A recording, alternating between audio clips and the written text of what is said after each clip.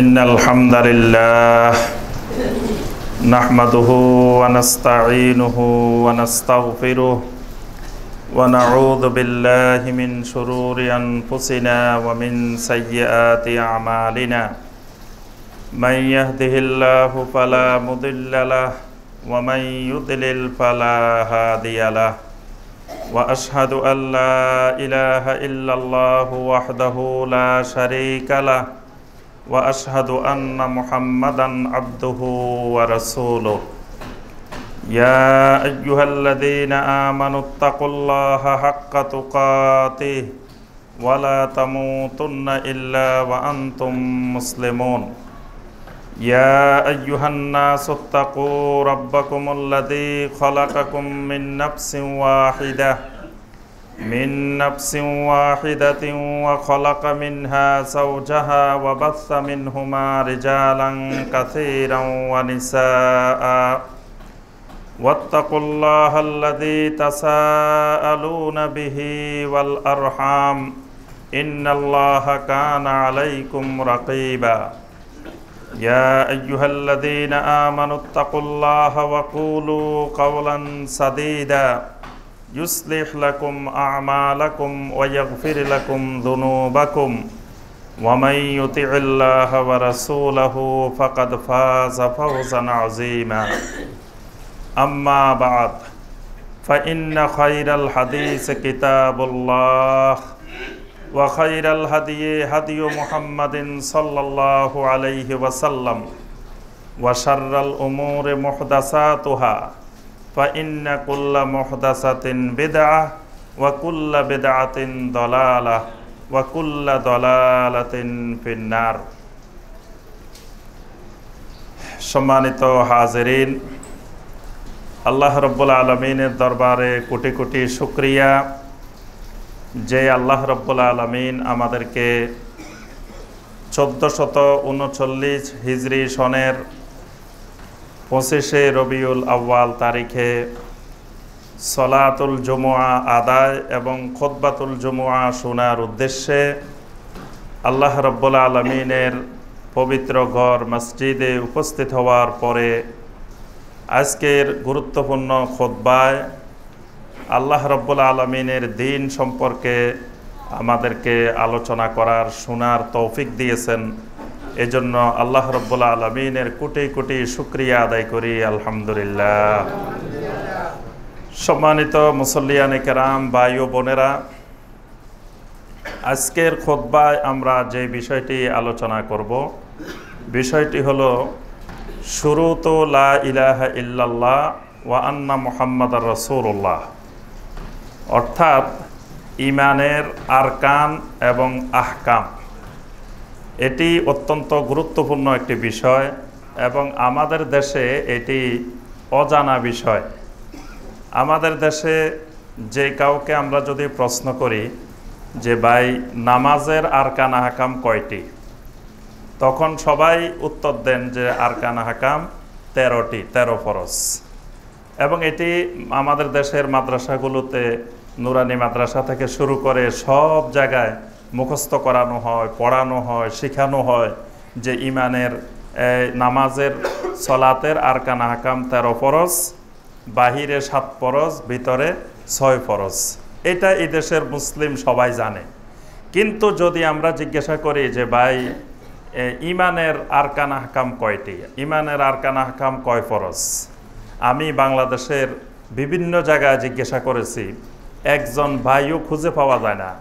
এমনকি সাধারণ মুসলমান তো দূরের কথা, আলেম ওলামাদেরকেও জিজ্ঞাসা করলে খুঁজে পাওয়া মুশকিল যে ঈমানের আরকান আহকাম কয়টা, ঈমানের বাহিরে ফরজ কয়টা, ঈমানের ভিতরে ফরজ কয়টা, এইটা জানা নেই।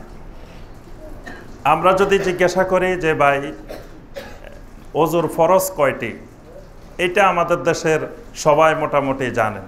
কিন্তু যদি জিজ্ঞাসা করি ঈমানের ফরজ কয়টি, এটা জানে না। অজুভঙ্গের কারণ কয়টি জিজ্ঞাসা করলে উত্তর আসে যে অজুভঙ্গের কারণ 7টি, নামাজ ভঙ্গের কারণ কয়টি, 19টি। এগুলো বলার সাথে সাথে উত্তর দিতে পারে। কিন্তু যদি আমরা জিজ্ঞাসা করি যে ভাই ঈমান ভঙ্গের কারণ কয়টি, আর কেউ বলতে পারে না। যে ইমান যে ভাঙ্গে এই কল্পনায় এই দেশের মুসলমানের নাই। এই দেশের মুসলিম জানে না যে ইমান ভাঙ্গি যায়, ইমান চলে যায়, ইমান বিদায় নিয়ে যায়। এটাই দেশের মুসলিমের অজানা। এই দেশের মুসলিমদের ধারণা যে মুসলিমের ঘরে জন্মগ্রহণ করলে এটা জন্মসূত্রে ইমান লাভ করা যায়। আর জন্মসূত্রে যেমন একজন চৌধুরীর সন্তান সে মৃত্যু পর্যন্ত লেখাপড়া না জানলেও চৌধুরী, সে মূর্খ হইলেও চৌধুরী, সে যেই পেশায় যেখানেই থাকুক তার নামের থেকে চৌধুরী কোনোদিন যাবে না। সে যদি ভুঁইয়া বাড়ির ছেলে হয় তো ভুঁইয়া কোনোদিন তার নাম থেকে যাবে না। সে যদি পাটোয়ারি বাড়ির ছেলে হয়, সে যদি ডাকাতও হয়, সন্ত্রাসী হয়, তাও সে পাটোয়ারি। এইভাবে বংশীয়ভাবে যেই পদবীগুলো একবার ধারণ করলে মৃত্যু পর্যন্ত আর যায় না, ঠিক আমাদের মুসলিমদের আকীদা বিশ্বাস হলো মুসলিমের ঘরে জন্মগ্রহণ করলে ইমান যদি একবার ঢুকে, এই ইমানের উপরে যত অত্যাচার নির্যাতন চালানো হোক না কেন, এই ইমান আর কোনোদিন বের হয় না, এই ইমান আর যায় না। এই জন্য কোনো আল্লাহর বান্দা যদি অজুর ফরজ না জানে, অজুভঙ্গের কারণ না জানে, এই লোক সারা জীবন এক অজু দিয়ে নামাজ পড়তে পারবে। একবার অজু করলে তার আর অজু কোনোদিন যাবে না। কারণ সে সারা রাত ঘুমাইলো, তো ঘুমাইলে অসুবিধা কি? সে যদি না জানে যে ঘুমাইলে অজু ভেঙে যায়, তাহলে সে সারা রাত ঘুমাবে, সকালে উঠে এশার অজু দিয়ে ফজর পড়ে ফেলবে, কোনো অসুবিধা নেই। সে অসংখ্যবার দৈনিক প্রস্রাব পায়খানা করবে, কিন্তু তার অজু যাবে না। কারণ সে তো অজু ভঙ্গের কারণ জানে না, কি কি কারণে অজু ভেঙে যায়। প্রস্রাব পায়খানা করলে অজু ভেঙে যায় এটা তো জানে না। ঠিক ইমানের উসুল, ইমানের আরকান আহকাম, ইমান ভঙ্গের কারণ, এই জিনিসগুলো যদি কোনো মুসলিম না জানে তো ওই মুসলিম নামাজ না পড়লেও ইমান থাকে। এজন্য আমাদের দেশের শতকরা 95% মুসলিম বেনামাজি, দৈনিক 5 ওয়াক্ত সলাত সঠিকভাবে আদায় করে না, কিন্তু তারপরেও তাদের ইমান আছে।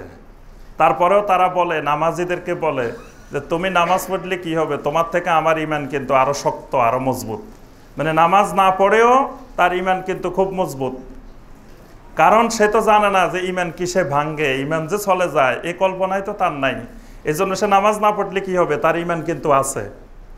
তারপরে সে শিরক করে, কবরে সেজদা করে, মাজারে সেজদা করে, তাও কিন্তু তার ইমান পাক্কা, ইমান খুব মজবুত।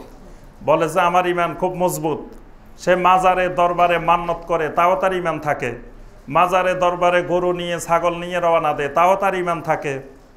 বিভিন্ন রশি লাগায়, হাতের মধ্যে লাল সুতা লাগায়, বিভিন্ন কিছু লাগায়, তাবিজ লাগায়, বিভিন্ন তাগা লাগায়, কত কিছু লাগায়, তাও তার ইমান ঠিক থাকে। কারণ শিরক করলে যে ইমান যায় এই নলেজ তো তার নাই। ইমান যে ভেঙে যায়, ইমান যে চলে যেতে পারে, এই জ্ঞান না থাকার কারণে এই দেশের কোনো মুসলমানের আজ পর্যন্ত আমরা ইমান যাইতে শুনি নাই। দেখবেন যে আমাদের দেশে কোনো মুসলমান অনেকেরই নামাজের ভিতরে অজু চলে যায়, কিন্তু সচরাচর কোনো মসজিদে দেখা যায় না যে একজন মুসল্লির নামাজে অজু গেছে। এরকম দেখছেন কখনো? এরকম দেখা যায় না। কারণ অজু গেলেও সে আর লজ্জায় বাইরে যায় না, তো সবাই চিনে ফেলবে যে তার অজু চলে গেছে।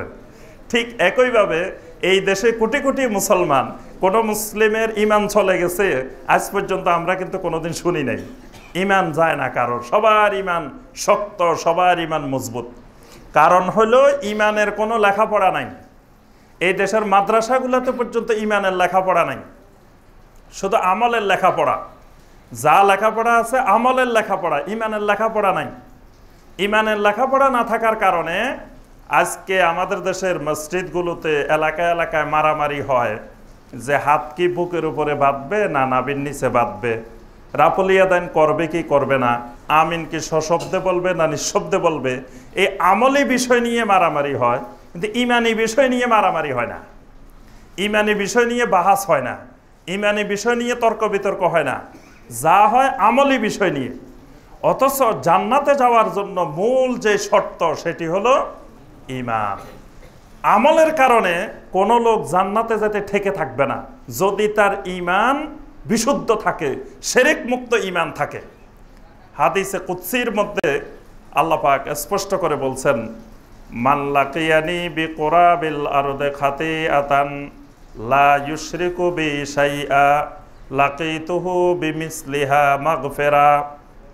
আল্লাহ রাব্বুল আলামিন বলেন, আমার কোনো বান্দা যদি কিয়ামতের ময়দানে বিশাল বিশাল পাহাড় পরিমাণ যদি গুনাহ খাতা অপরাধ নিয়ে আসে আমার কাছে, কিন্তু লা ইউশরিকু বি শাইআ, কিন্তু জীবনে কোনোদিন আমি আল্লাহর সাথে শিরক করে নাই, তার ঈমানটা বিশুদ্ধ ছিল, শিরক মুক্ত তাওহীদি ঈমান ছিল, আল্লাহ পাক বলতেছেন লাকিতুহু বিমিসলিহা মাগফিরা, ওই আমার বান্দা যেই পরিমাণ গুনাহ নিয়ে আমার কাছে হাজির হবে, আমি আল্লাহ রাব্বুল আলামিনও ঠিক সম পরিমাণ মাগফিরাত নিয়ে আমার বান্দার সাথে মোলাকাত করব।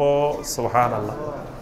যেই পরিমাণ গুনাহ নিয়ে বান্দা আল্লাহর কাছে হাজির হবে, আল্লাহ রাব্বুল আলামিন সেই পরিমাণ মাগফিরাত নিয়ে আল্লাহর বান্দার সাথে আল্লাহ সাক্ষাৎ করবেন, অর্থাৎ আল্লাহ সুবহানাহু ওয়া তাআলা তার সকল গুনাহ মাফ করে দিবেন। কিন্তু শর্ত দিয়েছেন একটা, সেটা হলো লা ইউশরিকু বি শাইআ, তার ঈমানের মধ্যে শিরক থাকা যাবে না। ঈমানটা হইতে হবে শিরক মুক্ত, বিশুদ্ধ, সহি আকীদা, সহি ঈমান, তাওহীদ ভিত্তিক ঈমান। কিন্তু এই ঈমানের আমরা আজকে লেখাপড়া বন্ধ করে দিছি, ঈমানের চর্চা বন্ধ করে দিছি। ঈমানের মেহনত করে শুধু আমাদের দেশে, ঈমানের মেহনত চলে, এবং 10 বছর 20 বছর 30 বছর ঈমানের মেহনত চলছে। একজন ভাই 40 বছর ঈমানের মেহনত করে, জিজ্ঞাসা করলাম ভাই ঈমানের উসুল কয়টা? কয় ঈমানের আবার উসুল কি? ভাই ঈমানের আরকান আহকাম কয়টা? কয় ঈমানের আবার আরকান আহকাম কি? নামাজের না আরকান আহকাম আছে শুনছি। আচ্ছা ভাই ঈমান কয় কারণে ভাঙ্গে? কয় ঈমান আবার ভাঙ্গে নাকি? ঈমান ভঙ্গের কি কারণ? কিন্তু ঈমানের মেহনত করতেছে, রাত দিন ঈমানের মেহনত, ঈমানের মেহনতের কাজ করতেছে, ঈমানের মেহনতের দাওয়াত দিচ্ছে, ঈমানের মেহনত নিয়ে ব্যস্ততার মধ্যে আছে। কিন্তু ঈমানের উসুল কয়টি, ঈমানের আরকান আহকাম কয়টি, ঈমান ভঙ্গের কারণ কয়টি, এই বিষয়ে আজ পর্যন্ত নলেজ নাই, জ্ঞান অর্জন করতে পারে নাই, এমনি মেহনত চলতেছে। আমাদের শয়তান সুন্দরভাবে একটা পলিসি অবলম্বন করছে যে আমরা ঈমান বাদ দিয়ে আমল নিয়ে মহাব্যস্ত, ঈমানের কোনো খবরে নাই। তো শয়তান জানে, শয়তান কিন্তু বড় আলেম, শয়তান ভালো করে জানে যে ঈমানবিহীন আমল আল্লাহ রাব্বুল আলামিন কবুল করেন না। সুতরাং সে যত আমলই করুক, তার যদি ঈমান বিশুদ্ধ না হয়, তাওহীদি ঈমান না হয়, তো তার আমলেই আল্লাহ পাক কবুল করবে না। এজন্য ঈমান নিয়ে চুপচাপ, ঈমানের কোনো লেখাপড়া, ঈমানের কোনো চর্চা, ঈমানের কোনো আলোচনা আমরা করিই না, বন্ধ করে দিয়েছি। এজন্য সম্মানিত মুসল্লিয়ানে কেরাম, আমাদেরকে কয়েকটা বিষয় খুব ভালোভাবে শিখতে হবে, জানতে হবে, বুঝতে হবে। যে ঈমানের উসুল, ঈমানের 3টি উসুল সম্পর্কে আমাদেরকে জানতে হবে। 1 নম্বর উসুল হলো মারিফাতুর রব, রব সম্পর্কে জ্ঞান অর্জন করা, রব সম্পর্কে জানা। 2 নম্বর উসুল হলো মারিফাতুদ দ্বীন, আমাদেরকে দ্বীন সম্পর্কে জানা, জ্ঞান অর্জন করা। 3 নম্বর হলো মারিফাতুন নবী সাল্লাল্লাহু আলাইহি ওয়াসাল্লাম, নবী সাল্লাল্লাহু আলাইহি ওয়াসাল্লাম সম্পর্কে আমাদেরকে বিশুদ্ধ জ্ঞান, বিশুদ্ধ আকীদা পোষণ করতে হবে। এই 3টার সাথে সম্পৃক্ত অনেকগুলো জ্ঞান আছে, এগুলো আমাদেরকে শিখতে হবে। ঈমান ভঙ্গের 10টি গুরুত্বপূর্ণ কারণ আছে, 10টি কারণে ঈমান ভেঙে যায়। এই 10টি কারণ আমাদেরকে মুখস্থ রাখতে হবে। আজকের খুতবায় আমরা যেটা আলোচনা করব যে ঈমানের আরকান এবং আহকাম। ঈমানের আহকাম হলো 9টি, আরকান হলো 6টি। তাহলে 9 আর 6 কয়টি?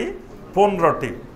9টি হলো ঈমানের আহকাম আর 6টি হলো আরকান, অর্থাৎ ভিতরে 6 ফরজ, বাহিরে 9 ফরজ। এই 9 আর 6, এই 15 ফরজের 1 ফরজে যদি কারো ঘাটতি হয়, তো এই আল্লাহর বান্দা দুনিয়া থেকে ঈমান নিয়ে কবরে যেতে পারবে না। অথচ আমরা সবাই কিন্তু কবরে যেতে চাই ঈমান নিয়ে। আল্লাহর কাছে সবসময় দোয়া করি, আল্লাহুম্মা মান আহইয়াইতাহু মিন্না ফাআহইহি আলাল ইসলাম ওয়া মান তাওয়াফাইতাহু মিন্না ফাতাওয়াফাহু আলাল ঈমান। রাব্বুল আলামিন যতদিন পৃথিবীতে বেঁচে থাকি, আল্লাহ আমাদেরকে ইসলামের উপরে জীবিত রাখুন। দুনিয়া থেকে যখন বিদায় নিব, মৃত্যু যখন আসবে, ফাতাওয়াফাহু আলাল ঈমান, রাব্বুল আলামিন আমাদেরকে ঈমানের সাথে মৃত্যু দিও, ঈমানি মৃত্যু নসিব করিও। ঈমানি মৃত্যুর জন্য আল্লাহর কাছে শত শতবার দোয়া করি, কিন্তু ইমানের আরকান আহকাম জানি না, ইমানের বাহিরের ফরজ জানি না, ভিতরের ফরজ জানি না, কোনো একটা ফরজের মধ্যে ঘাটতি আছে কিনা সেটারও কোনোদিন খবর নিই না। নামাজের যে 13টা আরকান আহকাম বাহিরে ভিতরে ফরজ, একটা ফরজে যদি সমস্যা হয় তার নামাজ যেমন হবে না, ইমানের এই 15টি ফরজের একটা ফরজের ক্ষেত্রে, আকীদার ক্ষেত্রে যদি কোনো সমস্যা থাকে তার ইমানও আর থাকবে না, সে ইমানবিহীন দুনিয়া থেকে যেতে হবে। প্রথমে আমরা আসি ইমান কাকে বলে, ইমান কি জিনিস, ইমানের সংজ্ঞা কি? ইমান হলো আত-তাসদীকু বিল কলব ওয়াল ইকরারু বিল লিসান ওয়াল আমল বিল জাওয়ারিহ। তিনটি জিনিসের সমন্বয়ে ইমান।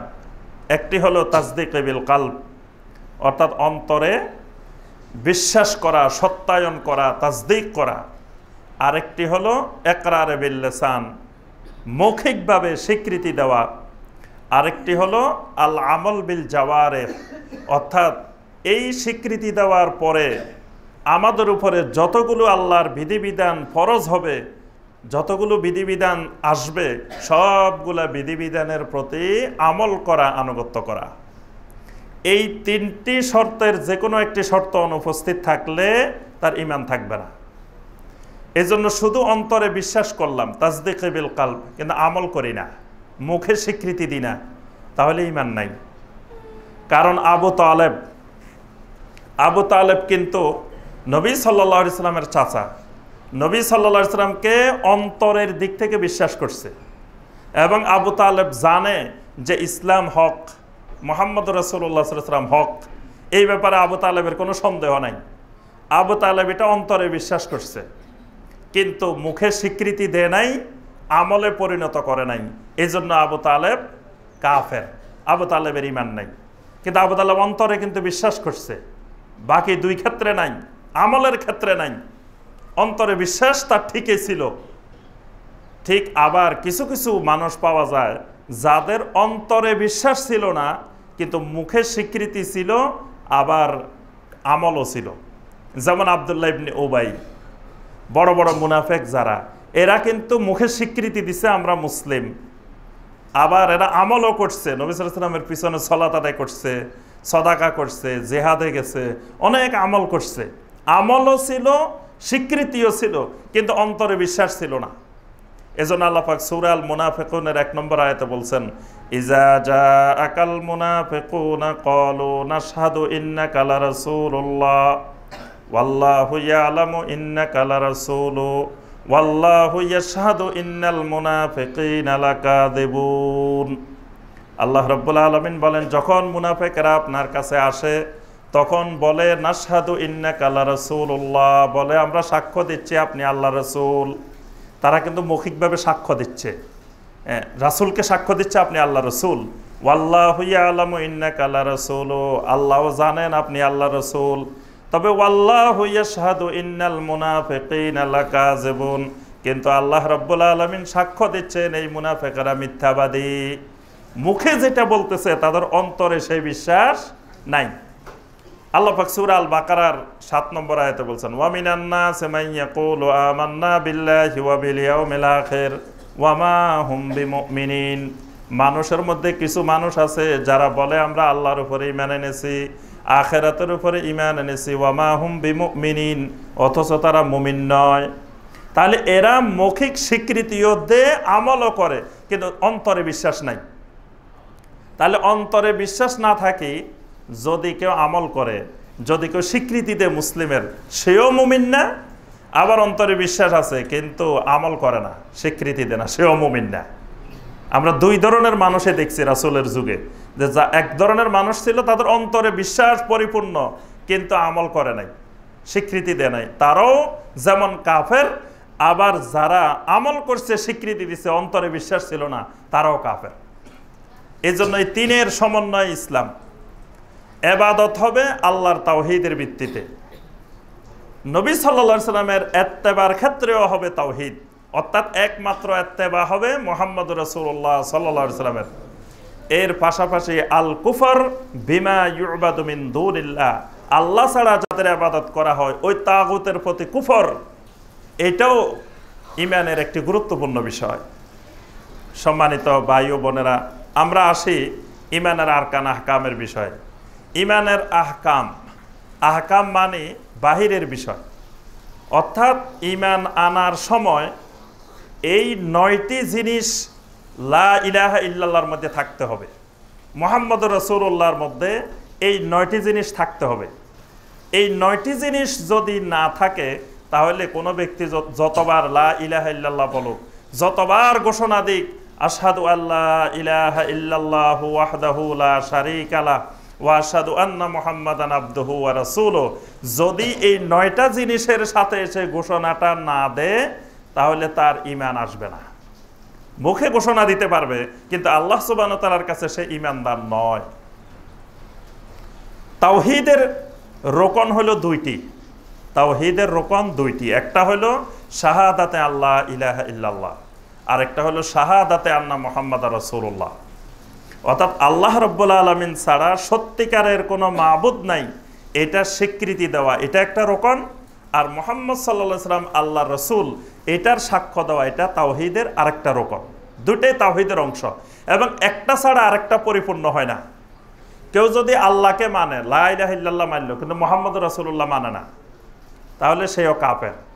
আবার কেউ সাক্ষ্য দিল যে মুহাম্মদুর রাসূলুল্লাহকে মেনে নিল, কিন্তু তাওহীদ লা ইলাহা ইল্লাল্লাহ মানে না, সেও কাফের। অর্থাৎ তাওহীদের রোকন হলো এই 2টা। এই 2টা রোকনের ভিত্তিতে এই 2টা স্বীকৃতি দেওয়ার সময় আপনার 9টি জিনিস সাথে থাকতে হবে।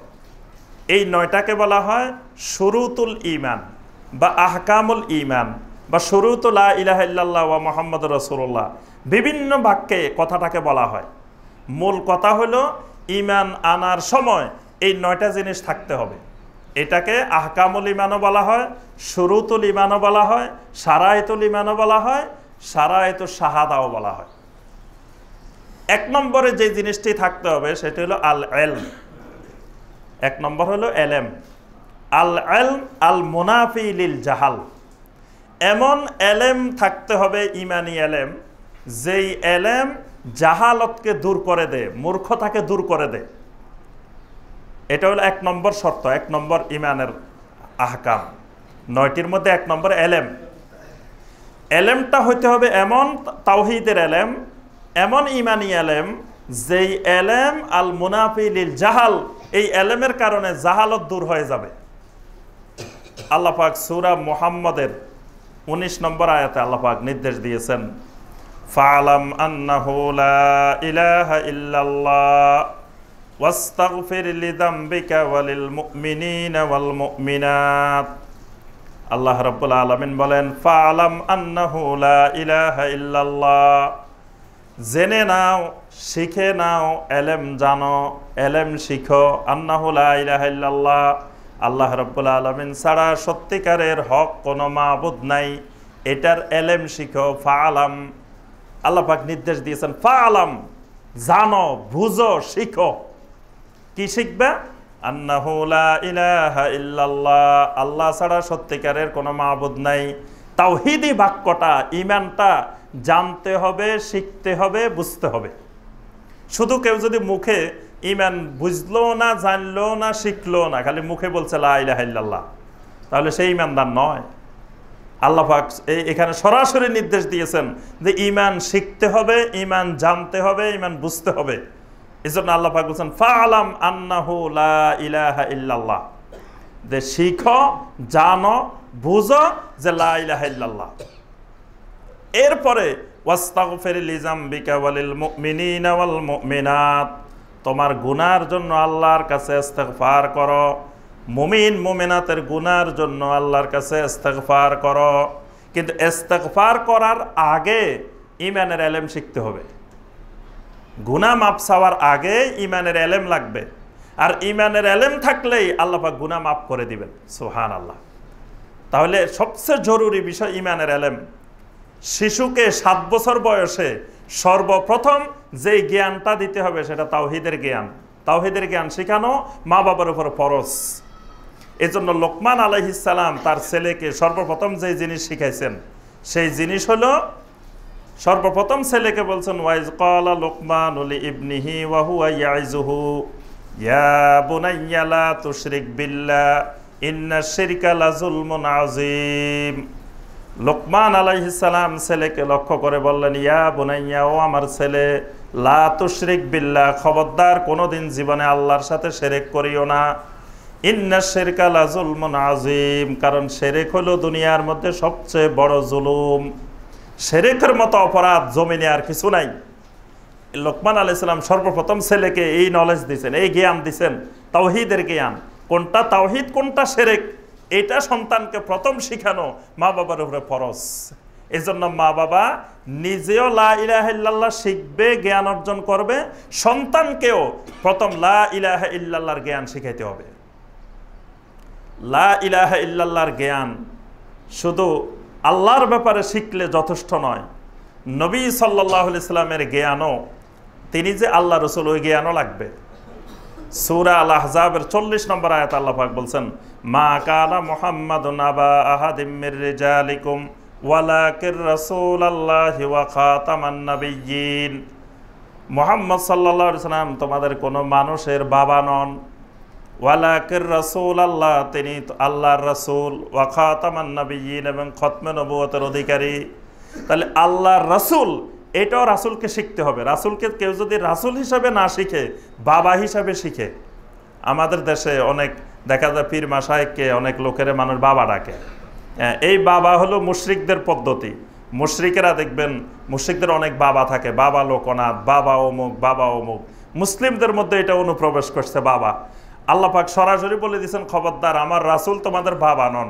অর্থাৎ জাহিলি যুগে এরকম বাবার পদ্ধতি ছিল। তো আল্লাহ পাক বলছে, আমার রাসূল বাবা না, আমার রাসূল হলেন ওয়ালাকির রাসূল আল্লাহ, তিনি হলেন আল্লাহর রাসূল। তাহলে তিনি যে আল্লাহর রাসূল, এটার এলেমও লাগবে। নবী সাল্লাল্লাহু আলাইহি সাল্লাম হাদিসের মধ্যে বলেন, মান মাতা ওয়া হুয়া ইয়ালামু আন্নাহু লা ইলাহা ইল্লাল্লাহ দাখালাল জান্নাহ। নবী সাল্লাল্লাহু আলাইহি সাল্লাম বলেন, যে ব্যক্তি এমন অবস্থায় মারা গেল, ওয়া হুয়া ইয়ালামু, সে জানে, তার এলেম আছে, আন্নাহু লা ইলাহা ইল্লাল্লাহ, লা ইলাহা ইল্লাল্লাহর এলেম আছে, দাখালাল জান্নাত, সে জান্নাতে প্রবেশ করবে। সুবহানাল্লাহ। জান্নাতে প্রবেশ করার জন্য নবী সাল্লাল্লাহু আলাইহি সাল্লাম এখানে যে লা ইলাহা ইল্লাল্লাহর কথা বলছেন, সাথে বলছেন ওয়া হুয়া ইয়ালামু, সে জানে, লা ইলাহা ইল্লাল্লাহর এলেম আছে তার কাছে। এজন্য লা ইলাহা ইল্লাল্লাহর এলেমটা হলো সবচেয়ে দামি এলেম। কোরআনে কারিমে সবচেয়ে বেশি আল্লাহ রাব্বুল আলামিন যে আলোচনাটা করছেন, সেটা হলো আল্লাহর পরিচয়, লা ইলাহা ইল্লাল্লাহর এলেম।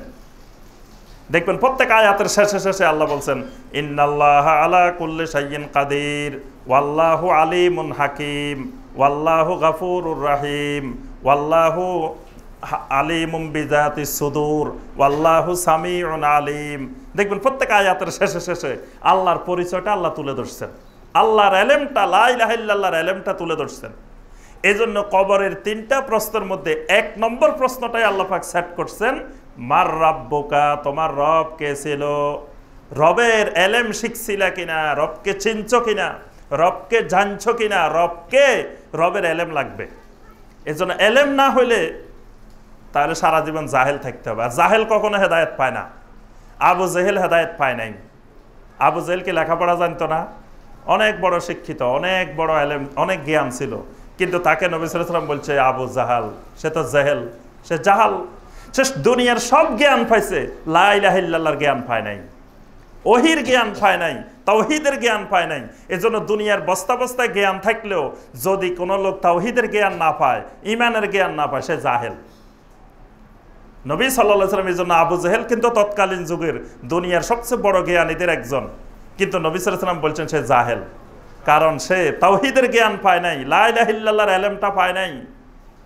এই জন্য একজন মুমিন ঈমান আনতে হলে লা ইলাহা ইল্লাল্লাহর এলেম শিখতে হবে, এলেম জানতে হবে।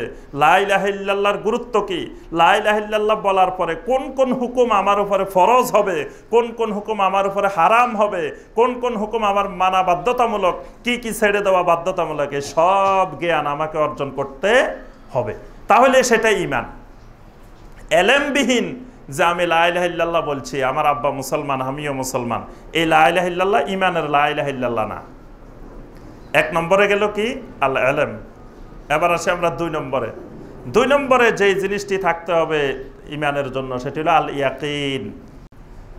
এমন ইয়াকিন যেটা আল মুনাফিল শাক, যেটা সন্দেহকে দূরীভূত করে। এমন ইয়াকিন যেটা শাককে দূরীভূত করে।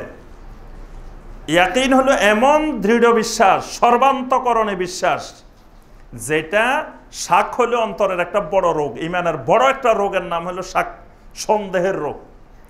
সন্দেহের যাবতীয় রোগকে দূর করে দেয় এইরকম ইয়াকিন অন্তরে তৈরি হলে সেটা লা ইলাহা ইল্লাল্লাহ। কিন্তু কেউ লা ইলাহা ইল্লাল্লাহ বলছে, আবার ভিতরে ভিতরে সন্দেহ আছে। সন্দেহ হলো কবরে তো কোনো আযাব হয় শুনছি, আসলে হয় না, না হয় ঠিক নেই। ভিতরে ভিতরে মনে মনে বলতেছে, কয় কেউ এতজনের কবর দিলাম, কোনোদিন তো দেখলাম না। বা কেউ আসি বলেও নাই যে ভাই আমার তো এরকম এরকম আযাব হয়েছে, আসলে আছে কি নাই বোঝা যায় না। ভিতরে ভিতরে সন্দেহ আছে। এমনি লা ইলাহা ইল্লাল্লাহর জিকিরও করে, লা ইলাহা ইল্লাল্লাহ বলেও, ঘোষণাও দেয়, কিন্তু সন্দেহ রয়ে গেছে, শাক। তারপরে সুদ খাবে কি খাবে না সন্দেহের মধ্যে আছে। কয়দিন খাই, পরে দেখি আস্তে ধীরে, ভালো না লাগলে, বুড়া হইলে, দরকার হইলে তওবা করে ফেলবো, সন্দেহের মধ্যে আছে। সুদ খাইলে যে এত শাস্তি, সেটা ভালোভাবে বিশ্বাস হচ্ছে না। মানে লা ইলাহা ইল্লাল্লাহ বলার সাথে সাথে ইয়াকিনটা এমন তৈরি হতে হবে যেটা সমস্ত সন্দেহকে দূর করে দেয়। এজন্য সাহাবায়ে কেরাম রাদিয়াল্লাহু তাআলা আলাইহিম আজমাইন তাদের লা ইলাহা ইল্লাল্লাহ বলার পরে তারা এই লা ইলাহা ইল্লাল্লাহর জন্য জীবন দেওয়ার জন্য 24 ঘন্টা রেডি ছিলেন, যে লা ইলাহা ইল্লাল্লাহ ছাড়া আর কিছু বুঝি না, এটাই আমার জীবন, এটাই আমার মরণ, লা ইলাহা ইল্লাল্লাহ। তারা ঈমানটা আনছেন ইয়াকিনের ভিত্তিতে, তাদের কোনো সন্দেহ ছিল না। আল্লাহ পাক সূরা আল হুজুরাতের 15 নম্বর আয়াতে আল্লাহ পাক বলছেন, ইন্নামাল মুমিনুনা আল্লাযীনা আমানু বিল্লাহি ওয়া রাসূলিহি সুম্মা লাম ইয়ারতাবু ওয়া জাহাদু বিআমওয়ালিহিম ওয়া আনফুসিহিম ফি সাবিলিল্লাহ উলাইকা হুমুস সাদিকুন। আল্লাহ রাব্বুল আলামিন বলেন, মুমিন তো শুধুমাত্র তারাই যারা আল্লাহ এবং রাসূলের উপরে ঈমান আনে, সুম্মা লাম ইয়ারতাবু, এই ঈমানের ব্যাপারে বিন্দুমাত্র কোনো সন্দেহ থাকে না। এক জাররা পরিমাণ, অনুপরিমাণও কোনো সন্দেহ তাদের ঈমানের মধ্যে থাকে না। আজকে সারা দুনিয়াতে আমরা মুসলিমেরা মার খাচ্ছে। মার খাওয়া জাতি একটাই পৃথিবীতে, সেটার নাম মুসলিম। আর মার দেওয়া জাতি হলো সবগুলা, বাকি সবগুলা হলো মারার জন্য রেডি। আমরা হলাম মার খাওয়ার জন্য রেডি। মার খাওয়ার জন্য রেডি এই জন্য যে আমাদের লা ইলাহা ইল্লাল্লাহ একিন নেই। লা ইলাহা ইল্লাল্লাহ যে বলছি, মুসলিম যে হয়েছে, আমাদের ঈমানের সমস্যা। ঈমানের মধ্যে ইয়াকিন তৈরি হয় নাই, ঈমানের মধ্যে সন্দেহ আছে। আল্লাহ পাক কোরআনে কারিমে ঘোষণা দিয়েছেন, ওয়ালা তাহিনু ওয়ালা তাহজানু ওয়া আনতুমুল আ'লাউনা ইন কুনতুম মুমিনিন। আল্লাহ পাক বলেন, মন মরা হইও না, চিন্তা করিও না, তোমরাই জমিনে বিজয়ী হবে, তোমরাই সারা দুনিয়া পরিচালনা করবা। ইন কুনতুম মুমিনিন, শর্ত হলো মুমিন হইতে হবে, ঈমানটা বিশুদ্ধ হইতে হবে, ঈমানটা সহি হইতে হবে। সাহাবায়ে কেরামের মতো ঈমান যদি হয়, সারা দুনিয়া তোমরাই পরিচালনা করবা। কিন্তু আমাদের ঈমানের সমস্যা, ঈমানের ইয়াকিন নেই। তাহলে 2 নম্বর কি? 2 নম্বর হলো ইয়াকিন। 1 নম্বরে ইলম, 2 নম্বরে ইয়াকিন তৈরি হতে হবে লা ইলাহা ইল্লাল্লাহ বলার ক্ষেত্রে। 3 নম্বরে যে জিনিসটি লাগবে সেটি হলো আল কবুল। এমন কবুল করতে হবে লা ইলাহা ইল্লাল্লাহকে, জীবনের সব দিয়ে, জান দিয়ে, মাল দিয়ে, সব কিছু দিয়ে লা ইলাহা ইল্লাল্লাহ মুহাম্মাদুর রাসূলুল্লাহর জন্য সব বিসর্জন দেওয়ার জন্য তৈরি থাকতে হবে। এরকম লা ইলাহা ইল্লাল্লাহ হইতে হবে। যে লা ইলাহা ইল্লাল্লাহ বলার পরে সাহাবায়ে কেরাম, নবী সাল্লাল্লাহু আলাইহি ওয়াসাল্লাম বলছেন হিজরত করতে হবে, বাড়ি ঘর সন্তান সন্ততি সব রেখে হিজরত করে গেছেন। চিন্তা করেন না আমার কোটি কোটি টাকার সম্পদ রয়ে গেছে এখানে, এগুলা রেখে মদিনা যাব কিভাবে, এই চিন্তা তাদের মাথায় আসে নাই। লা ইলাহা ইল্লাল্লাহ বলার পরে বদরের যুদ্ধে যেতে বলছেন, চিন্তা করছেন যে বদরের যুদ্ধে গিয়ে জীবন দিব, ঈমান আনছি ভালো কথা, তাই জীবন দিব কেন, এই চিন্তা সাহাবায়ে কেরামের মাথায় আসে নাই। কারণ তারা যে ঈমানটা আনছেন সেটা কবুলটা ছিল এমন কবুল যে একেবারে সর্বান্তকরণে কবুল। এটা ঈমানের একটি আহকাম, একটি গুরুত্বপূর্ণ শর্ত। কবুল করতে হবে ঈমানকে। কবুল না হলে ভাষা ভাষা লা ইলাহা ইল্লাল্লাহ বললে আল্লাহ রাব্বুল আলামিন সেই ঈমান গ্রহণ করেন না। এজন্য আল্লাহ পাক কোরআনে কারিমে বলছেন যে ওয়া আনিবু ইলা রাব্বিকুম ওয়া আসলিমু লাহু, তোমরা এমনভাবে আল্লাহর কাছে আত্মসমর্পণ করো, আদা আদি না, একেবারে পুরোপুরি। ইয়া আইয়ুহাল্লাযীনা আমানু দুখুলু ফিস-সিলমি কাফা, ইসলামের মধ্যে ঢুকলে পুরোপুরি ঢুকো, কিছু বাহিরে কিছু ভিতরে এইরকম ঢুকার দরকার নাই।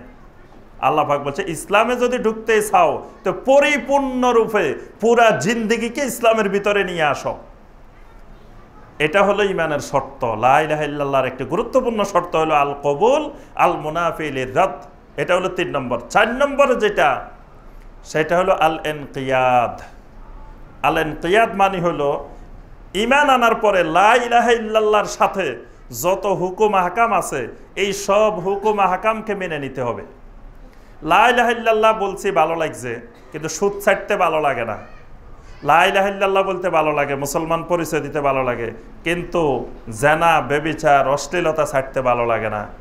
লা ইলাহা ইল্লাল্লাহ মুসলমান ভালো আছি, কিন্তু চুরি ডাকাতি সন্ত্রাসী রাহাজানি এগুলো ছাড়তে পারি না। লা ইলাহা ইল্লাল্লাহ বলছি, কিন্তু আবার দেখা যায় মাদক দ্রব্য মাদক পান ছাড়তে পারি না। এইরকম লা ইলাহা ইল্লাল্লাহ বললে সেটা ঈমান হবে না। এজন্য ঈমানের শর্ত হলো আল ইনকিয়াদ, অর্থাৎ লা ইলাহা ইল্লাল্লাহর যত হুকুম আহকাম আছে, লা ইলাহা ইল্লাল্লাহ বলার পরে যা কিছু আমার ঘাড়ে আসবে সব কিছু মাথা পেতে নেওয়া, এটার নাম ঈমান। আল্লাহ পাক কোরআনে কারীমের মধ্যে বলছেন ইজ ক্বালা লাহু রাব্বুহু আসলিম ক্বালা আসলামতু লিরাব্বিল আলামিন। ঈমান হলো যখন বলা হবে তুমি এখানে আত্মসমর্পণ করো, সাথে সাথে সেকেন্ডের মধ্যে বলবে আসলামতু লিরাব্বিল আলামিন, আমার রাব্বুল আলামিনের জন্য আমি আত্মসমর্পণ করলাম, থেমে গেলাম। যেখানে থামতে বলবে সেখানে থেমে যাওয়া, আর এক চুল পরিমাণ সামনে না যাওয়া, এটার নাম লা ইলাহা ইল্লাল্লাহ, এটার নাম ঈমান। এরকম ঈমান যদি হয় তাহলে মান কানা আখিরা কালামিহি লা ইলাহা ইল্লাল্লাহ দাখালাল জান্নাহ, আখের কালাম যদি লা ইলাহা ইল্লাল্লাহ হয় সেই জান্নাতে যাবে। ওই লা ইলাহা ইল্লাল্লাহ হলো এরকম লা ইলাহা ইল্লাল্লাহ। অনেকে আমরা সবাই আশা করে বসে আছি লা ইলাহা ইল্লাল্লাহ নিয়ে কবরে যাব, কিন্তু লা ইলাহা ইল্লাল্লাহর যে হুকুম আহকাম এটা মাথা পেতে মেনে নিতে পারি নাই। এটা হলো 4 নম্বর শর্ত। 5 নম্বর শর্ত যেটি, সেটি হলো as-সিদক, সত্যবাদিতা। ঈমান আনার ক্ষেত্রে সত্যবাদিতা। আল্লাহ পাক সূরা তাওবার 119 নম্বর আয়াতে বলছেন ইয়া আইয়ুহাল্লাযীনা আমানুত্তাকুল্লাহ ওয়া কুনু মা'আস সাদিকিন, হে ঈমানদারগণ আল্লাহকে ভয় করো এবং সাদিকিন হয়ে যাও। ঈমানের ব্যাপারে সাদিকিন, সত্যবাদী ঈমানদার, তার কথার মধ্যে থাকবে সত্যবাদিতা, তার কাজে থাকবে সত্যবাদিতা, তার বিশ্বাসে থাকবে সত্যবাদিতা। যেমন 3 জন সাহাবীর ঘটনা আল্লাহ পাক এই আয়াতের সাথে সম্পৃক্ত, যে 3 জন সাহাবী তাবুকের যুদ্ধে যেতে পারেন নাই, তারা কিভাবে সততার পরিচয় দিয়েছিলেন। যে তারা বলছেন নবী সাল্লাল্লাহু আলাইহি ওয়াসাল্লামকে হয়তো আমরা মিথ্যা একটা অজুহাত দিয়ে একটা বুঝ দিয়ে দিতে পারবো, কিন্তু আল্লাহ সুবহানাহু ওয়া তাআলা তো জানেন আমরা কেন তাবুকের যুদ্ধে যাই নাই, মূল ঘটনা আল্লাহ রাব্বুল আলামিনের জানা আছে, আল্লাহকে ঠকানো যাবে না। এটার নাম ঈমান, এটাকে বলা হয় সিদক, সত্যবাদিতা। আল্লাহ বলছেন কুনু মা'আস সাদিকিন, এই 3 সাহাবীর মতো হয়ে যাও তোমরা সবাই। কিন্তু আমরা এখন এই আয়াত দিয়ে ব্যবসা করে আমাদের দেশে, কয় কুনু মা'আস সাদিকিন মানে আল্লাহ ফির ধরতে বলছে, সাদিকিনদের সঙ্গী হয়ে যেতে বলছে, এটা ব্যবসার আয়াত বাংলাদেশের। অথচ আল্লাহ বলছেন ওই 3 জন সাহাবী যারা সিদকের পরিচয় দিয়েছেন তারা অরিজিনাল সাদিকিন, হে ঈমানদারেরা তোমরা এই 3 জনের মতো সাদিকিন হয়ে যাও। সুবহানাল্লাহ।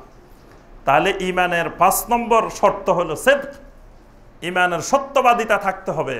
সত্যবাদিতা না হলে আমার ঈমানে লা ইলাহা ইল্লাল্লাহর যদি সত্যবাদিতা সর্বক্ষেত্রে প্রতিফলিত না হয় তো ঈমান হবে না। 6 নম্বর হলো আল ইখলাস। ঈমান আনার ক্ষেত্রে ইখলাস থাকতে হবে। ইখলাস, ইখলাস মানে হলো এমন একনিষ্ঠতা যে আল্লাহ ছাড়া দুনিয়ার কাউকে কোনো কিছু দেখানোর উদ্দেশ্য থাকবে না, শুধুমাত্র আল্লাহর জন্য, এটার নাম ইখলাস। আল্লাহ পাক সূরা আল বাইয়িনার 6 নম্বর আয়াতে বলছেন ওয়ামা উমিরু ইল্লা লিয়াবুদুল্লাহ মুখলিসিনা লাহুদ্দিন হুনাফা। আল্লাহ পাক তোমাদেরকে নির্দেশ দিচ্ছেন আল্লাহর ইবাদত করবা মুখলিসিনা লাহুদ্দিন, খালেস ভাবে আল্লাহর জন্য। আল্লাহর কোনো ইবাদতে অন্য কোনো উদ্দেশ্য থাকা যাবে না, খালেস ভাবে আল্লাহর জন্য করতে হবে। ঠিক নবী সাল্লাল্লাহু আলাইহি ওয়াসাল্লামের ব্যাপারে আল্লাহ পাক সূরা আন-নাসার 65 নম্বর আয়াতে আল্লাহ পাক বলছেন ফালা ওয়া রাব্বিকা লা ইউমিনুন হাত্তা ইউহাক্কিমুকা ফীমা শাজারা বাইনাহুম সুম্মা লা ইয়াজিদু ফি আনফুসিহিম হারাজাম মিম্মা কাদাইতা ওয়া ইউসাল্লিমু তাসলিমা। আল্লাহ রাব্বুল আলামিন বলেন, আল্লাহর কসম করে তোমাদেরকে বলছি, আমার রাসূল তোমাদেরকে যে ফয়সালা দিবেন, যে সিদ্ধান্ত দিবেন, সেই সিদ্ধান্ত মেনে নিতে যদি অন্তরের মধ্যে একটুও দ্বিধা সংকোচ থাকে, লা ইউমিনুন, খবরদার যত নামাজ পড়ো, যত ইবাদত করো, যাই করো, ইমানদার হইতে পারবা না। আমার রাসূলের নির্দেশ কোনো কিছু যদি শতভাগ মেনে নিতে না পারো, তো তুমি ইমানদার নও। তাহলে এখানে ইখলাসের সাথে আল্লাহর সকল হুকুমকে মেনে নেওয়া, আল্লাহর ইবাদত তাওহীদের ভিত্তিতে করা, ইখলাসের ভিত্তিতে করা, নবী সাল্লাল্লাহু আলাইহি ওয়াসাল্লামের সুন্নতকে, তরিকাকে ইখলাসের ভিত্তিতে মেনে নেওয়া, এটার নাম ঈমান।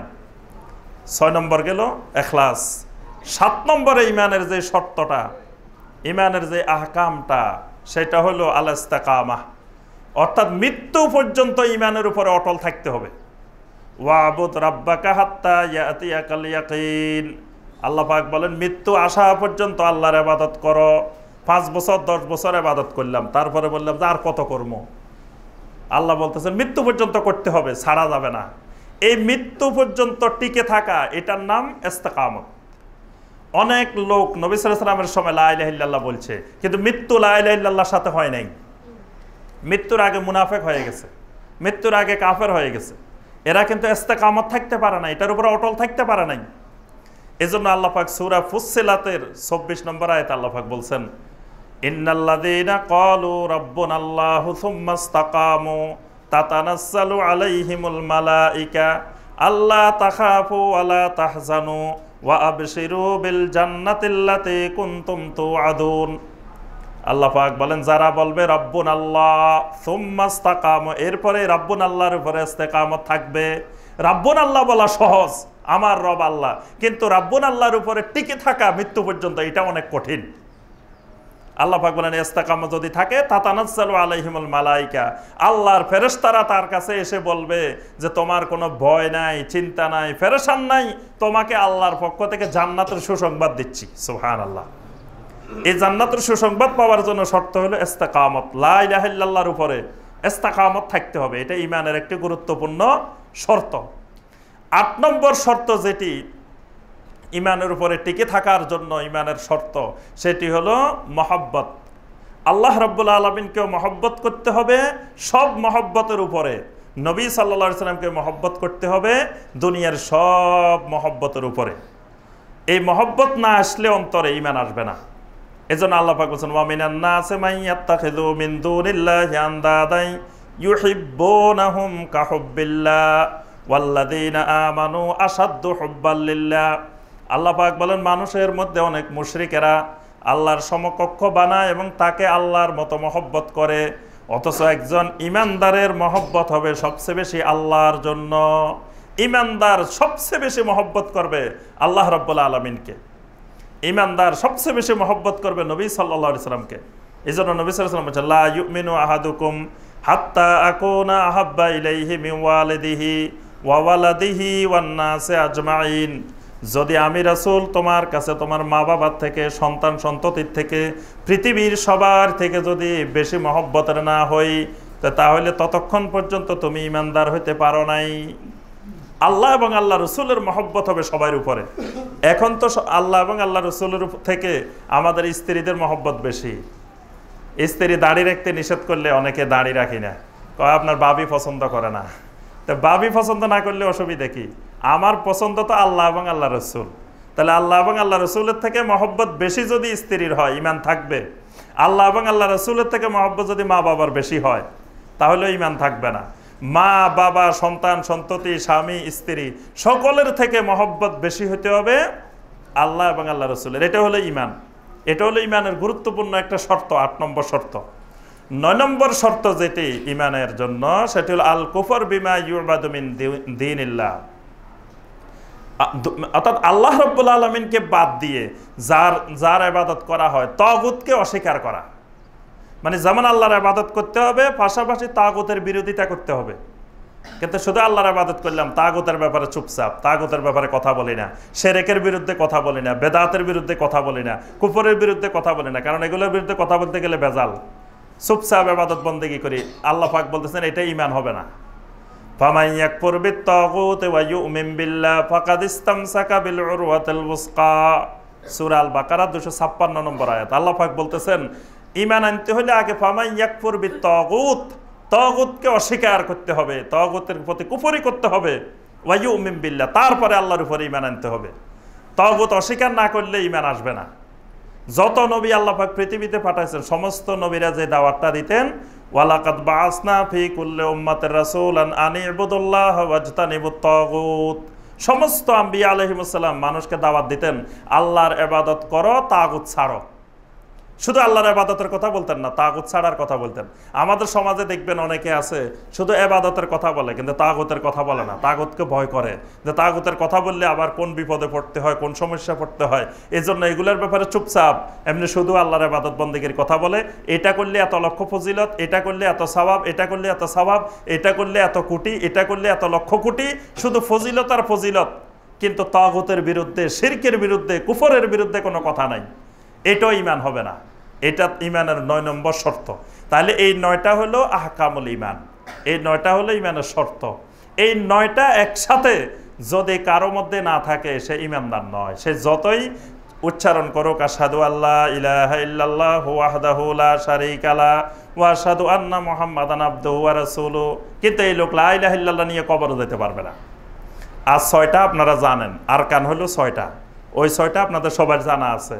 আমানতু বিল্লাহি ওয়া মালাইকাতিহি ওয়া কুতুবিহি ওয়া রুসুলিহি ওয়াল ইয়াউমিল আখির ওয়াল কদরি খাইরিহি ওয়া শাররিহি। এই 6টা হলো কি?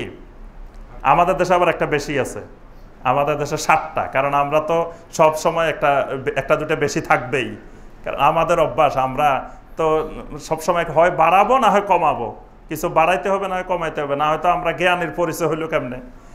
কিন্তু নবী সাল্লাল্লাহু আলাইহি সাল্লাম হাদিসে জিবরিলে এবং অনেক জায়গায় এটাই আসছে যে ঈমানের আরকান হলো 6টা। আর ওয়াল বাসে বাদাল মাউত, যেটা এটা ওই ইয়াউমুল আখিরের ভিতরেই ঢুকানো, ইয়াউমুল আখিরেরই একটা অংশ হলো, একটা পার্ট হলো ওয়াল বাসে বাদাল মাউত। ওটা আলাদা কোনো ঈমানের রোকন না। ঈমানের এই 6টা রোকন, এই 6টা রোকন সম্পর্কে মোটামুটি আমাদের ধারণা আছে। আমাদের দেশে ঈমানে মুজমাল আছে, ঈমানে মুফাসসাল আছে, শুনছেন না? একটা ঈমানে মুজমাল, একটা ঈমানে মুফাসসাল। ঈমানে মুজমালের মধ্যে আমরা বলি যে আমানতু বিল্লাহি কামা হুয়া বিআসমাইহি ওয়া সিফাতিহি ওয়া কাবিলতু জামিয়া আহকামিহি ওয়া আরকানিহি। এটা অনেকে মুখস্থ পারেন, অনেকে পারেন এবং আমাদের দেশে শিখায় সবাই। তো এখানে একটা কথা বলা হচ্ছে ওয়া কাবিলতু জামিয়া আহকামিহি ওয়া আরকানিহি, যে আমি ঈমানের সকল আহকামও কবুল করলাম, আরকানও কবুল করলাম। কিন্তু আজ পর্যন্ত কোন মুসলমান কোন আলেমকে জিজ্ঞাসা করছেন যে হুজুর এখানে যে ঈমান আনলাম, এখানে যে বলছে ঈমানের আহকাম, ঈমানের আরকান, ঈমানের আহকাম কোনগুলা, আরকান কোনগুলা? কেউ কিন্তু প্রশ্ন করে নাই কাউকে, কোনোদিন মাথায়ও আসে নাই যে ঈমান আনতেছি, বলতেছি কাবিলতু জামিয়া আহকামিহি ওয়া আরকানিহি, সকল আহকামও কবুল করলাম, আরকানও কবুল করলাম। এখন কেউ বিয়ে করতে গেছে, বিয়ের মধ্যে উকিল বলতেছে, আলেম বলতেছে যে এত টাকা মোহরানার বিনিময়ে অমুক অমুক অমুক, আপনি কি রাজি আছেন? তখন উনি বলছে কি আলহামদুলিল্লাহ কবুল করলাম, ইজাবার কবুল হয়েছে। এখন কবুল করে উনি চলে আসছে, কারে কবুল করছে ওনার খবর নাই। তাহলে কি আকদ হবে? আকদ হয়েছে, বিয়ে হয়েছে, কিন্তু কারে কবুল করছে উনি এই খবরে আর লয় নাই। আমাদের ঈমানের অবস্থা হয়েছে এরকম যে ওয়াকাবিলতু জামিয়া আহকামিহি ওয়া আরকানি, ঈমানের সব আহকামও কবুল করছি, আরকানও কবুল করছি, কিন্তু আহকাম কি এটা জিজ্ঞেস করলে কেউ বলতে পারে না, কি আহকাম কবুল করছে, কি আরকান কবুল করছে।